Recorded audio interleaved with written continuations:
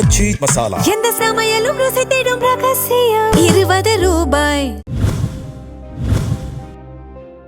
சென்னை ராயபுரம் சட்டமன்ற தொகுதி திமுக வேட்பாளர் சுபேர்கான் தொகுதிக்குட்பட்ட மூலக்கொத்தளம் பகுதியில் வாக்கு சேகரிப்பில் ஈடுபட்டார். ராயபுரத்தில் மீண்டும் திமுக கொடிதான் பறக்கும் என கூறிய சுபேர்கான் இந்த முறை வெற்றி பெற்றால் வீட்டுமனை பட்டா பிரச்சனையை சரி செய்து தருவேன் என்றார்.